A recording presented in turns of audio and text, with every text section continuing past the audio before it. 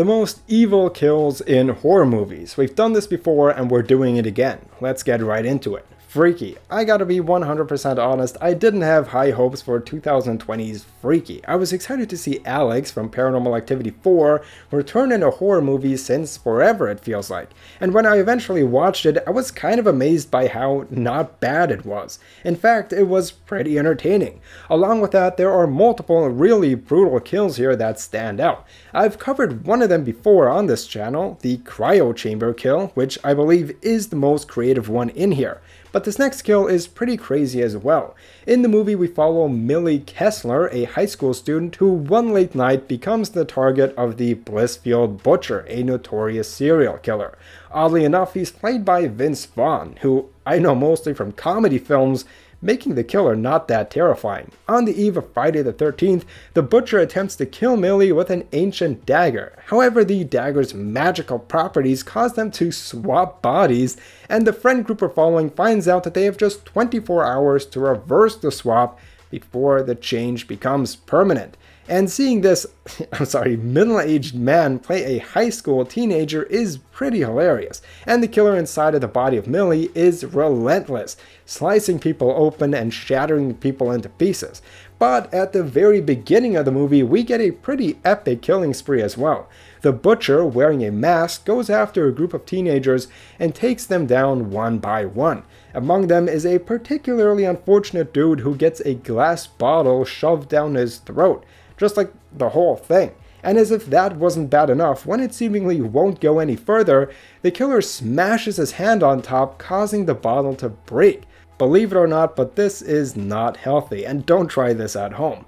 One thing that makes it so bad for me is how rapidly it's done.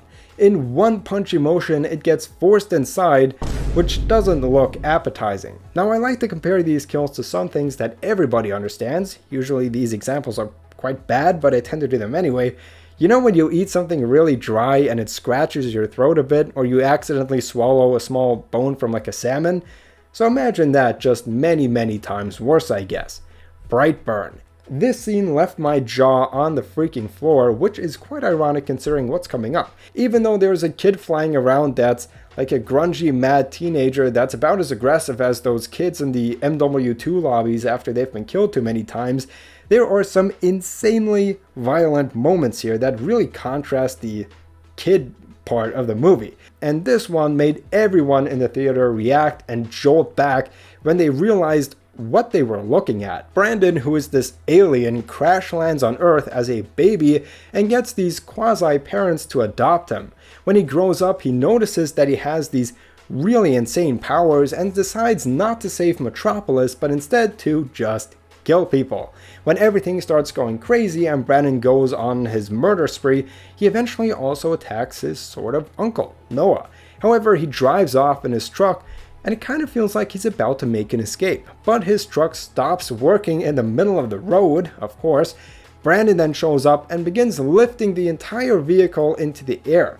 It's almost funny because Noah has these reactions like, this is really bad. Nope. No. Which, even though it's kind of comedic, oddly enough works and is probably how a lot of people would unknowingly react. It's how Badger would probably react. This is what I do when I take out the trash in the basement. I just nervously talk to myself. So just when you think you know how this scene will end, it goes about 10 times harder than you thought. After the truck is lifted, it gets dropped into the ground, and in one quick cut, we can see the steering wheel punch into his jaw, causing it to just get completely removed from its original position. But that's not it. In the following moments, we can see him struggling, trying to hold his jaw in place with blood running out. Ugh. I remember when I first saw this, and it really almost hurt just looking at it. There are many more moments that are so extremely violent, not just in how they look on screen, but just the ideas as well. There's one moment with this woman's eye. Look, this kid may be young and look pretty normal, but there's a devil inside. In one of the trailers, they kind of made it look like the reason for why he starts hurting people is because a girl was mean to him and rejects him, which is not the whole reason behind his actions. The black phone. This pic is actually the reason for why I made this video, because I couldn't get this moment out of my head. Personally, I found the black phone to be surprisingly tame most of the time, but it does have really cool Super 8 sequences and the killer has a pretty badass mask. Here we're in the 1970s where there's a killer nicknamed the Grabber because he grabs little kids. Vinny, our main protagonist, one day goes home from school and stumbles upon what seems like a magician that drives around town in a creepy dark van. It actually appears in earlier shots, sort of lingering in the background, so I was sort of surprised that nobody was like, hey, there's a creepy killer somewhere around this town that's abducting kids. Anybody want to check out the creepy dark van with the guy who has the skin of a vampire? No? Okay, that's fine. But once Vinny awakens in the basement of the Grabber, there's an oddly placed telephone there. Initially, I wasn't so sure why there would be a phone in the basement. When I first saw that in the trailers, I thought that was a really inconvenient place to have a phone. However, it does help our protagonist a lot as he gets to communicate with the previous victims of the Grabber. They have all been killed already, and each one of them seems to have tried a slightly different approach in escaping the house, and they give Vinny hints about what to do and what not to do from their experience. Bit by bit, the kid builds a strategy for how to escape, and finally towards the end, it all comes together in a pretty brutal conclusion where all the kids get their revenge. The Grabber chases after Vinny, who has a tripwire set up. It leads to the man tripping and falling into a hole dug out earlier. I'm not sure why I find this so bad. I rewatched it recently, of course I had to for this video, and I didn't find it that bad, but when I was in the theater, seeing him trip into the hole and injuring his foot, it was painful to watch. This is also something that I experienced in my dreams quite often, this unexpected falling. Maybe it's also because I had this happen to me a few times, of course not quite this painful, but if you fall just a little bit, you know that you can hurt yourself pretty badly, and this guy falls into a pit that's the size of a small kid. Also, the sound design was far more visceral in the theater, and when he fell, it had such a strong impact sound, and I remember there being a gasp from the audience.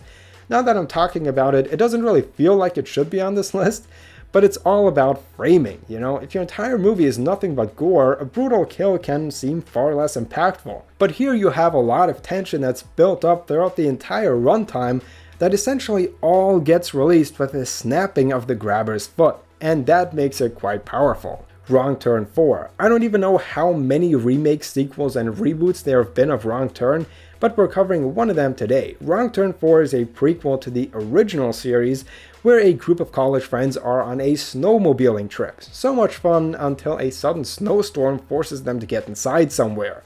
They go into what kind of feels like an empty, abandoned building, but it turns out to be a sanatorium where the cannibal mutants reside. But before any of this happens, there's an opening that takes place in this asylum as well that's full of insane patients, woo. The Hilliker cannibal brothers are in this asylum as well, but they manage to escape, kill an orderly, and press a button on a control board which unlocks all the doors and leads to insane asylum madness all over the halls. The brothers then kill Dr. McQuaid, a person that was introduced just minutes earlier, by torturing her with electroshocks until she starts smoking and foaming. Visually, this is pretty horrific, and considering that she was not given any anesthetic, which is what you're usually supposed to give someone undergoing this treatment, I imagine that literally getting your brain fried until steam starts shooting out of your ears like with Yosemite Sam can be pretty painful. Now, I personally think it's a little weird how they portray the creepy insane asylum. I'm pretty sure that the fear of asylums comes from how horribly most of the people there were treated, but not the patients themselves. That's why I think Outlast, I know I'm mentioning Outlast again, but I have to, I'm sorry. That's what I think Outlast did so well. You have all these creepy people there, but then you learn, wait, most of them aren't these crazy people that want to eat me. They're just abused and have been experimented on so much, which causes them to look scary. But they are mostly victims. That's also what happened in the real world. A significant part of asylums were, sadly these dumping grounds for unwanted people, some of whom weren't even sick. And then they had these inhumane experiments run on them. Anyway, we're getting off topic. ECT can literally be a form of torture, which makes it bad, and it concludes this list. As always, I hope you like it and that I get to see you guys in the next video. Bye guys.